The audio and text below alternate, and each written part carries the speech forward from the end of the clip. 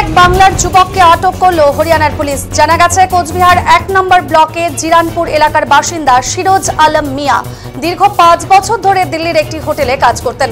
গতকাল সন্ধে তিনি যখন হোটেলের কাজ সেরে নিজের রুমে ফিরছিলেন, ঠিক সেই সময় হরিয়ানা পুলিশ তাকে আটক করে এবং জিজ্ঞাসাবাদ করার পরে তাকে ধরে নিয়ে থানায় যায়। এরপরেই ওই যুবকের প্রতিবেশীরা কোচবিহারে তার বাড়িতে খবর দিলে সিরাজ আলম মিয়ার বাবা প্রাক্তন সাংসদ পার্থপ্রতিম রায়ের দ্বারস্থ হয়েছেন। আজ সকালে পার্থপ্রতিম রায় সিরোজ আলমের বাবাকে নিয়ে কোচবিহার জেলাশাসক দপ্তরে যান এবং সেখানে গিয়ে অতিরিক্ত জেলাশাসক শান্তনু বালাকে তার প্রয়োজনীয় তথ্য দেন। এ বিষয়ে সিরাজ আলম মিয়ার বাবা জাহিরউদ্দিন মিয়া জানিয়েছেন, দিল্লি থেকে তার বৌমার কাছে ফোন আসে সিরাজ আলম মিয়াকে পুলিশ তুলে নিয়ে গেছে। বাংলাদেশি এবং বাংলাদেশে ব্যবসা করে এই অভিযোগে। এদিন তিনি জানিয়েছেন, জন্ম থেকেই তিনি এবং তার বাবা ভারতে বসবাস করে আসছে, জানিয়েছেন জাহিরউদ্দিন মিয়া।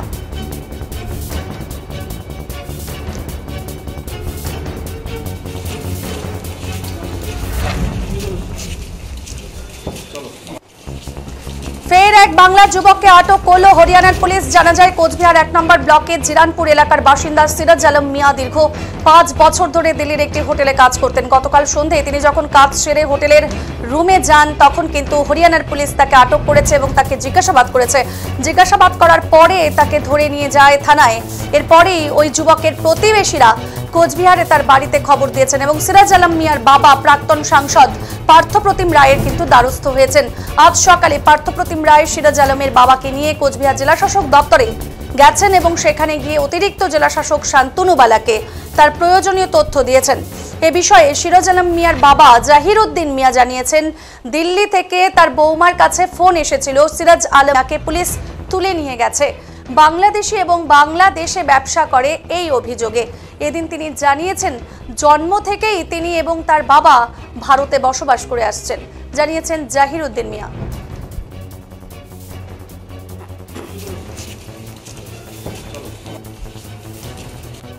কালকে ৪টার দিকে দিল্লি থেকে ফোন আসছে, বৌমা ফোন করছে যে বাবা এরকম আপনার ছেলেকে তুলে নিয়ে গেল পুলিশ। কিসের জন্য? ওই যখন নাকি বাংলাদেশের সঙ্গে ব্যবসা করে হ্যান ত্যান করে আসছে। আমি বললাম কোয়ার্টারে আসছিল তোমাদের, হ্যাঁ এখানেও একজন আসছিল, আচ্ছা আমাদের মোবাইলটাও নিয়ে গেছে, ওর মোবাইলটাও নিয়েছে, ওর মোবাইলটাও নিয়েছে, ওই ধরে নিয়ে গেছে।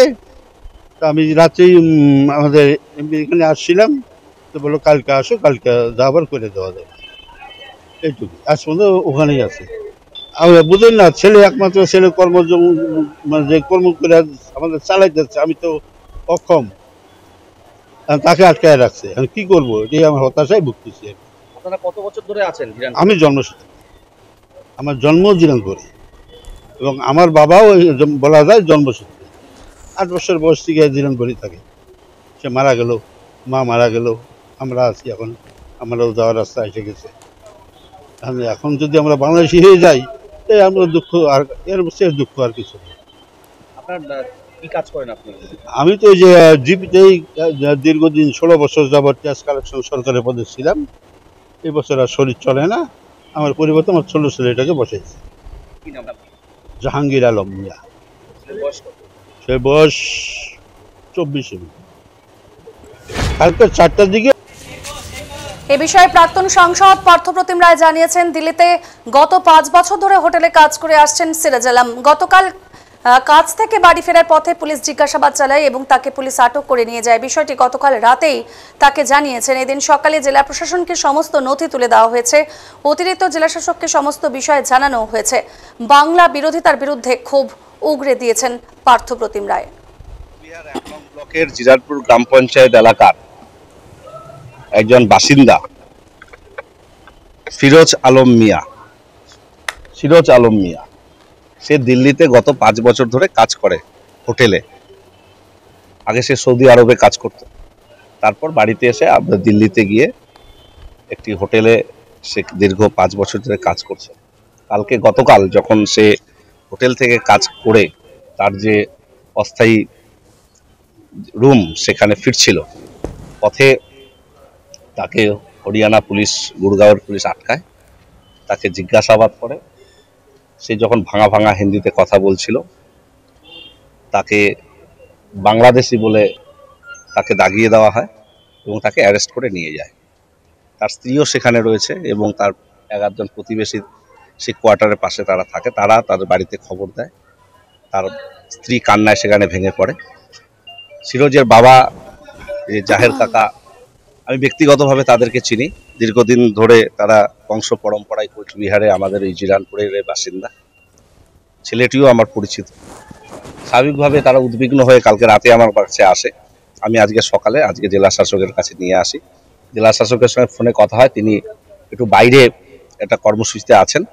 তো আমি এডিএম জি শান্তনু বালা সাহেবের সঙ্গে দেখা করলাম। সমস্ত ডকুমেন্টেশন তাকে দেওয়া হলো এবং কোন পুলিশ স্টেশন তাকে ধরেছে সেই সমস্ত তথ্য আমরা দিলাম। তার যাবতীয় ডকুমেন্টস, পাসপোর্ট থেকে শুরু করে ভোটার আইডি, আধার কার্ড, তার বাবার আইডি কার্ড, ভোটার কার্ড, জমির দলিল, সমস্ত কিছু আমরা ডকুমেন্টস প্লেস করলাম। জেলা শাসকের দপ্তর থেকে এডিএম সাহেব জানালেন যে তারা যোগাযোগ করে বিষয়টা গুরুত্ব সহকারে দেখবে। এই যে চারিদিকে বাংলায় কথা বললে বাংলাদেশি বলে দাগিয়ে দেওয়া, পুলিশে হয়রানি করা, কোথাও অ্যারেস্ট করা, এই ঘটনাগুলো আকছার ঘটছে। এটা আসলে বাংলা বিরোধিতা, বাংলা বিদ্বেষের একটা ফসল আমরা লক্ষ্য করছি। বিশেষ করে বিজেপি শাসিত রাজ্যগুলোতে এই ঘটনাগুলো ঘটছে। এটা অত্যন্ত দুর্ভাগ্যজনক। আমরা আজকে জেলা শাসককে জানিয়েছি, আমরা রাজ্যের সর্বোচ্চ পর্যায়ে এই বিষয়টা জানাবো। আমি ডকুমেন্টেশন আমাদের মাননীয় মুখ্যমন্ত্রীর কাছেও পাঠাবো। এই বিষয়গুলো নিয়ে মাননীয় মুখ্যমন্ত্রী নিজেও উদ্বিগ্ন রয়েছেন। আপনারা জানেন আগামী 16 তারিখ তিনি রাস্তায় নামছেন এর বিরুদ্ধে। আমরাও প্রয়োজনে কোচবিহারের রাস্তায় নেমে প্রতিবাদ কর্মসূচি করব এবং এই মানুষগুলো যারা এখানকার ভূমিপুত্র, যারা নস্য মুসলমান, তাদেরও প্রতি হয়রানি হচ্ছে, এটা কখনো মেনে নেওয়া যায় না। তাই জন্যে আমরা আজকে প্রাথমিকভাবে জেলা শাসকের শরণাপন্ন হলাম। ভবিষ্যতে যত সর্বোচ্চ জায়গায় যেতে হয় আমরা যাব এবং এই মানুষগুলোকে হয়রানি বন্ধ করতে হবে।